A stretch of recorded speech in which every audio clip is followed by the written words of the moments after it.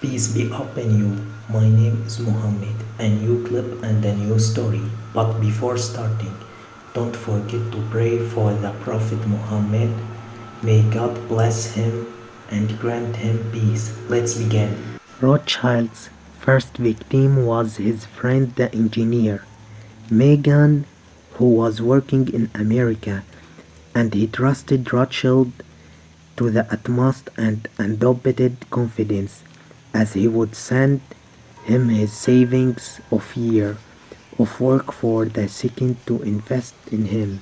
Rothschild was deceiving him and seized all of his money under an official power of attorney that he had convinced Megan to issue to him.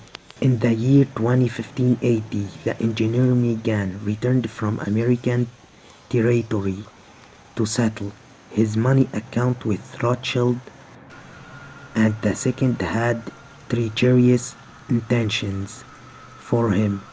Upon his arrival, he invited him to have dinner with him at his house and began beating him mercilessly and without stopping with an iron tool on his head until he breathed his last. Then he buried him in a 2-meter deep hole that he had prepared in advance in one of the rooms of his house, thus getting rid of him and his body once and for all.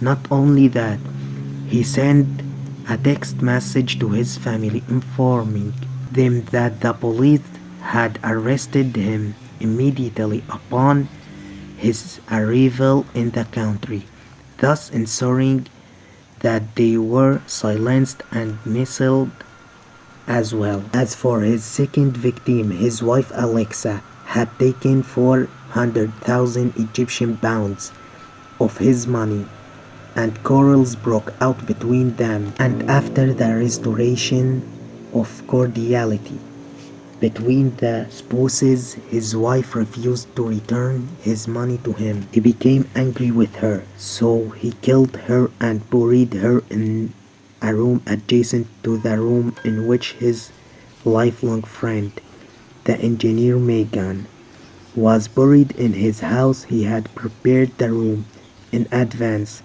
and based on his confessions, he placed her jewelry next to it to prove to her and to himself that the money had no value to him. He also admitted that she often disagreed with him and said that she was a domineering woman whose demands were many and never ending, so he killed her without knowing that she was pregnant.